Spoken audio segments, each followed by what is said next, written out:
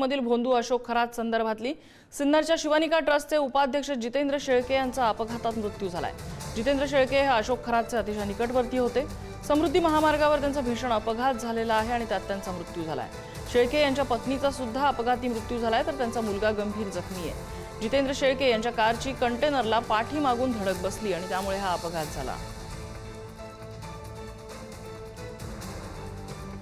हा अपघात इतका भीषण होता की कारचा अक्षरशः चेंदामेंदा झालेला आहे। समृद्धी महामार्गावरती हा अपघात झालेला आहे, ज्यामध्ये शेळके दाम्पत्याचा मृत्यू झालाय तर त्यांचा मुलगा गंभीर जखमी आहे।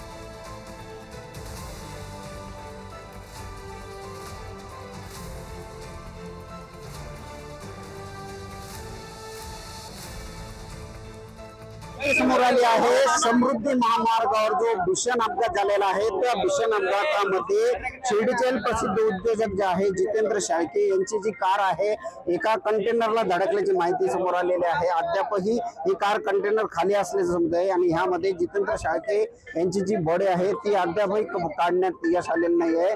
या ठिकाणी जितेंद्र शेळके त्यांची पत्नी आणि त्यांचं मुलगी हे जे आहे शेगाववरून शिर्डीकडे परतत होते आणि समृद्धी महामार्गावरील 506 क्रमांक जो आहे त्या ठिकाणी ही जी कार आहे ही कंटेनरला मागून धडकलेली दिसून येते। एकंदरीत बघितलं तर जितेंद्र शेळके हे शिवनिका संस्थांचे उपाध्यक्ष राहिलेले आहे।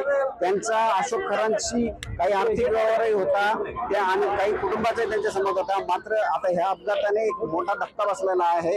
हा अपघात आहे की काही घातपात घडून आणला याबद्दल आता शंका उपस्थित केली जाते। एकंदरीत आता पहिलं कर्तव्य जे आहे ते यांचे मृतदेह बाहेर काढणे, त्यानंतर सगळी तपासणी केली जाईल आणि आता पोलिसांसमोर एक नवीन आव्हान उभं राहिलं आहे। प्रशांत शर्मा, पुढारी न्यूज, धोत्रे, कोपरगाव, समृद्धी महामार्ग।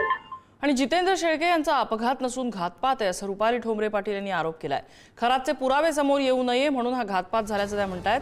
ज्यांच्याकडे खरातच्या कारनाम्यांचे पुरावे आहेत त्यांना संपवलं जाऊ शकतं अशी भीती त्यांनी व्यक्त केलेली आहे। अपघाती मृत्यूची चौकशी झाली पाहिजे अशी मागणी रुपाली ठोंबरे पाटलांनी केली आहे।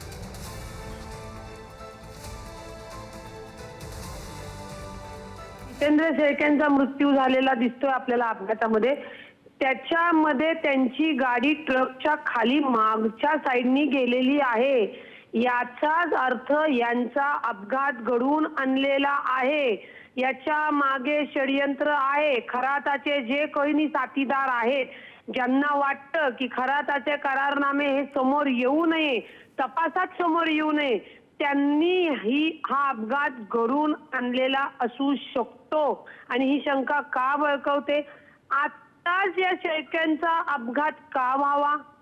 बरोबर ती गाडी मागणंच ट्रकच्या खाली का जावी? जो कोणी आता मला वाटतं ड्रायव्हर असेल किंवा इतर कोणी असतील, आता यांचा प्रवास कसा सुरू झाला होता अपघाताच्या या सगळ्या गोष्टीचा तपासाचा भाग आहे। परंतु जितेंद्र गणपतराव शेळके यांचा अपघात नसून तो घातपात आहे। शिवनिका ट्रस्टचे वन ऑफ दी संचालक शेळके यांचा अपघाती मृत्यू झाल्याची बातमी ही अत्यंत धक्कादायक आहे। मला ही गोष्ट खरं तर अविश्वसनीय वाटते। मात्र गेल्या अनेक दिवसांपासून ज्या अनेक नेत्यांनी ही शक्यता आणि ही भीती वर्तवली होती की खरातच्या जीवाला धोका असू शकतो, ती आजची जी घटना घडली त्याने या शक्यतेला अधिक जास्त ठळक पद्धतीने अधोरेखित केलं जातंय। कदाचित खरात प्रकरणातली काही सत्यच बाहेर येऊ नयेत असं काही लोकांना वाटतंय का? SIT अजूनही तपासाची गती वाढवत नसेल आणि या लोकांच्या चौकशा होत नसतील तर अजून जास्त संशयाचं धुकं वाढत चाललंय।